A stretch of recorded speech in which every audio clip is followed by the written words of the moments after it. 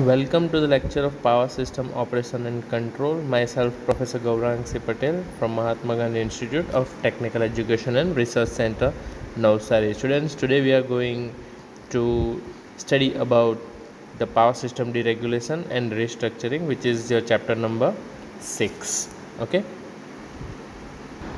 So these are the points to be covered. First of all, we will starting with the introduction. What is power system deregulation and what is the requirement of it. Then we will move towards the motivation for restructuring power system. So after that, we will see electricity market entities and model, and then we will see the benefits of deregulations. Okay. So we will start one by one and cover one by one these topics. Okay, so student, we will start with the concepts of regulation and deregulation. So first of all, what is the statement regarding the regulation? We will see that is, regulation means that the government has set down laws and rules that put limits on and define how a particular industry or company can operate.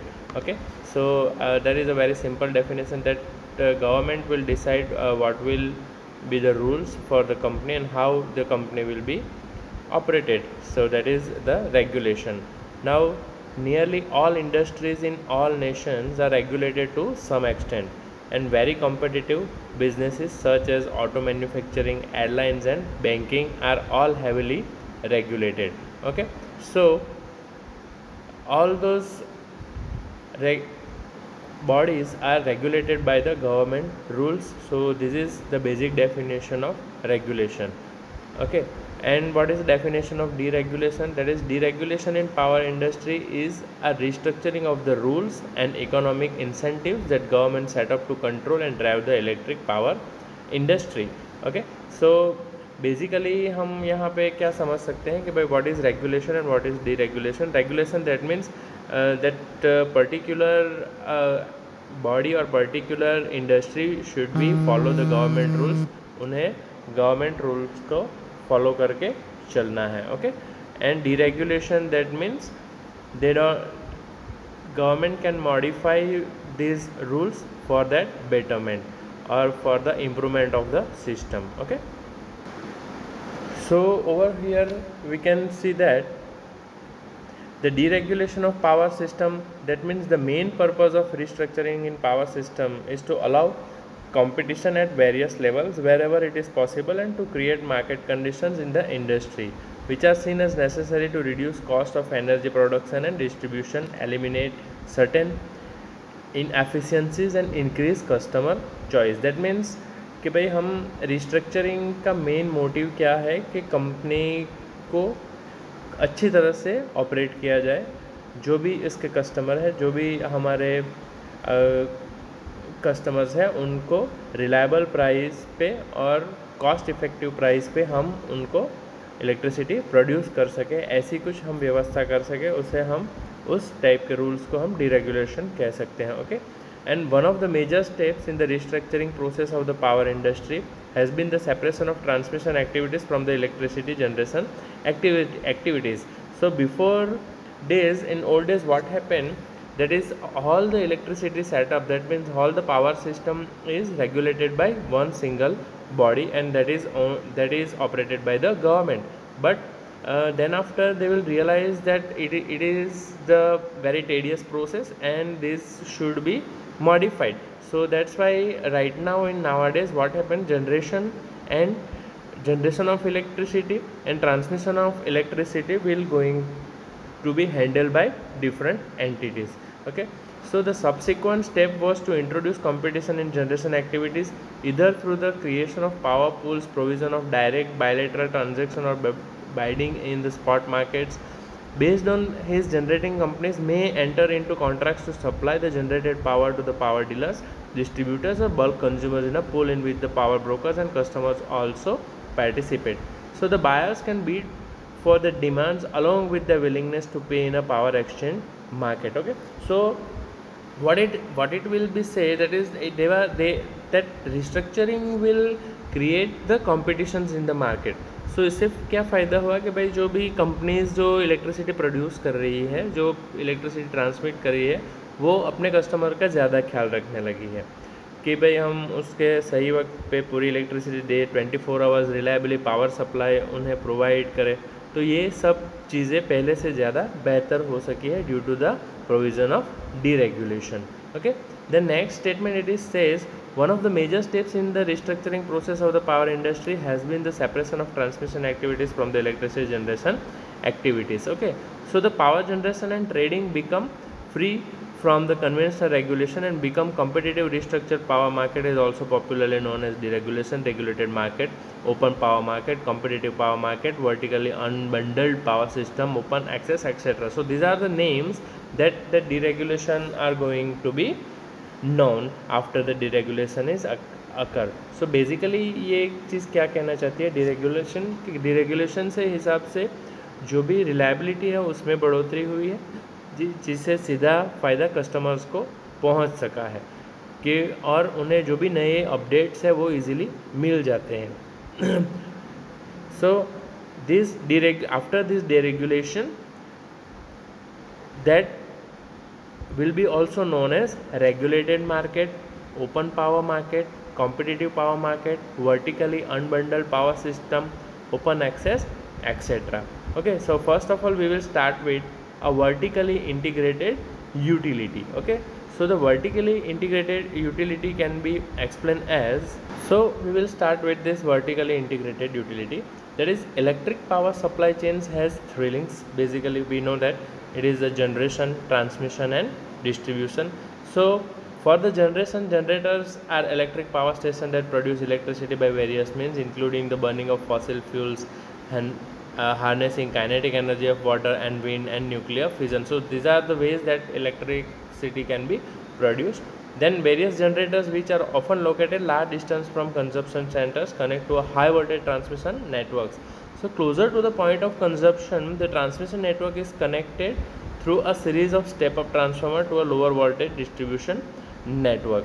Okay, so for vertically integrated utility हम ये क्या कहना चाहते हैं कि भाई generation, transmission and distribution जो है वो बेसिकली डिफरेंट और बहुत ही डिस्टेंस लोकेशन पे किया जाता है, और वो specifically either it is being done by using fossil fuels और kinetic energy harvesting from the water और विंड और न्यूक्लियर विजन. सो इस तरह से हम इलेक्ट्रिसिटी प्रोड्यूस कर सकते हैं हमारे पावर स्टेशन में. Okay, so the electric power industry has over the years been dominated by large utilities that had an overall authority on all activities in generation, transmission and distribution of power within its domain of operation. So before that, as we discussed that power industry जो है वो dominated थी एक regular authority की ओर से, जो generation, transmission और distribution सभी को ओन करता था. Okay, now such utilities they have often been referred as a vertically integrated utilities. मतलब कि ये जो जनरेशन, ट्रांसमिशन, डिस्ट्रीब्यूशन जो सिर्फ एक ही बॉडी ऑन करती थी उसे हम क्या कहते थे? Vertically integrated utilities. This is the block diagram given over here for the vertically integrated utilities. So first you can be see that there is a block of generation, then after the generation that electricity going for the transmission, and transmission and distribution happens. After the distribution it will be reach up to the customer. Okay, and customer will pay through this entity. Okay, so these all things are handled by only one company. Okay, so here that is given, there is a dark line that is shows the energy flow, dotted that is the money flow, and this is the information flow. So the information is communicate between the generation and transmission body, and you can see the energy is flow from generation to transmission and transmission to the customer, and customer will pay the price to that company. Okay, so that is the basical conventional, or you can see typical structure of vertically integrated electric utility. So some of the statement is given here that we will look at what are the statements are given. That is, Electric energy is currently generated by two types of firms. The first type is traditional vertically integrated utility. These firms generate power to sell to their customers or to sell on the open market.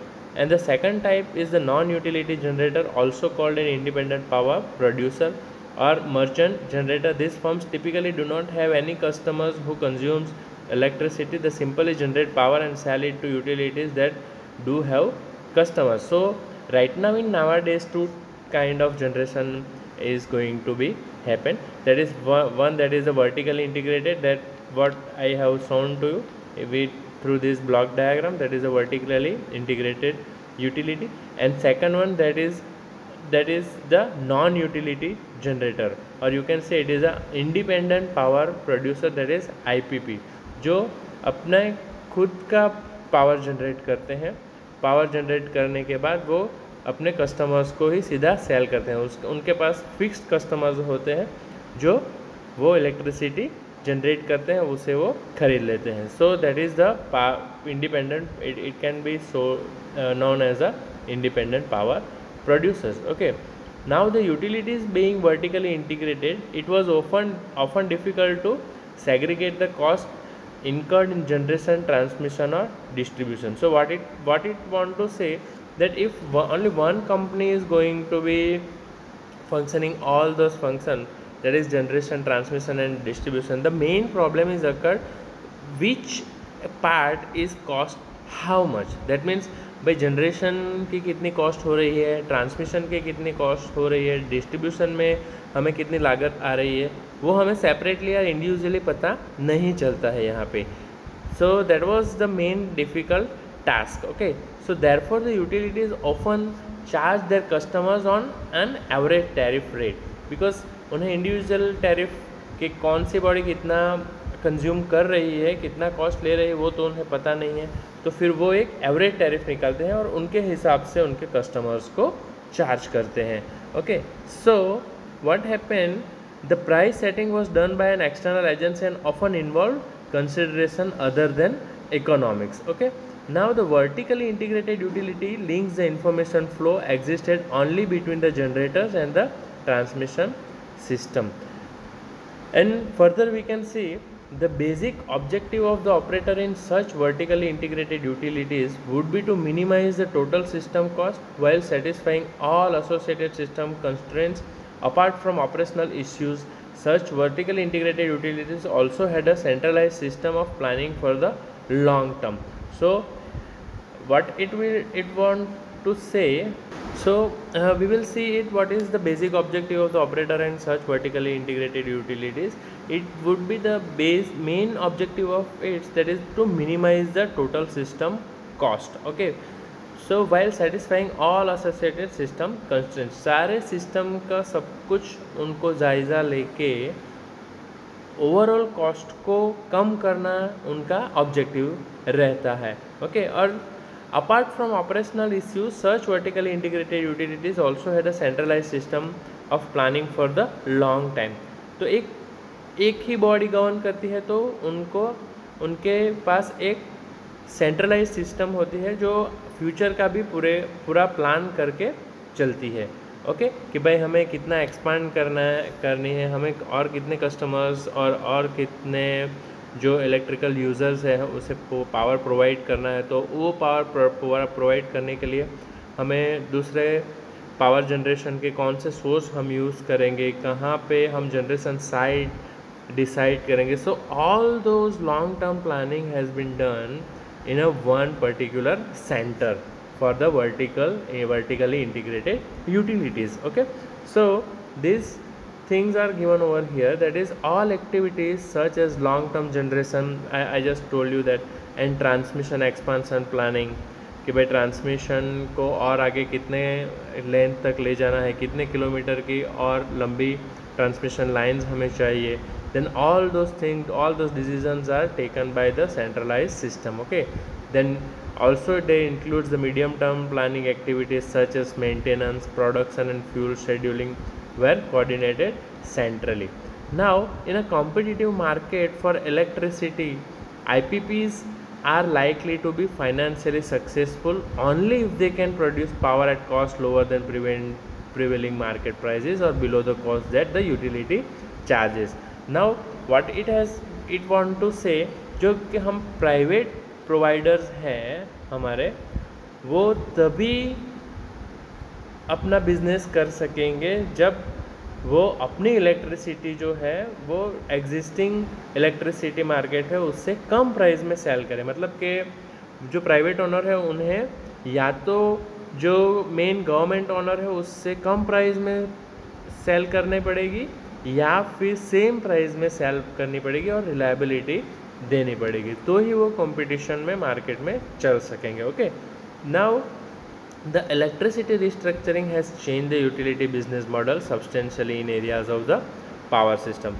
So nowadays this restructuring are introduced and it will give an impact, a major impact we can say, on the power system for the nowadays. So students, you can easily understood that what is the power system deregulation and what is the power system regulation. In nutshell, if I want to say that regulation, that means we will operate our system with certain rules and regulation and get reliability and get the benefits and make the system cost effectiveness.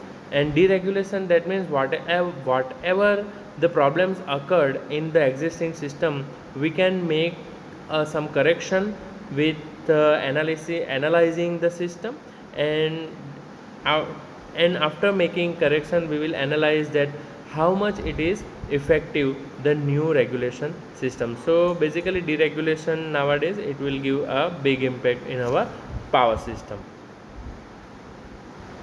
So student, in GTU examination such kind of question has been asked in previous years, that is concepts of regulation and deregulation, and another question, that is the deregulation of power system. It has been asked in 2013 and 14, and definition of regulation and deregulation, and also they can be asked to explain what is the deregulation of power system. Okay, so I hope you can easily explain after this video lecture session. Okay, thank you very much.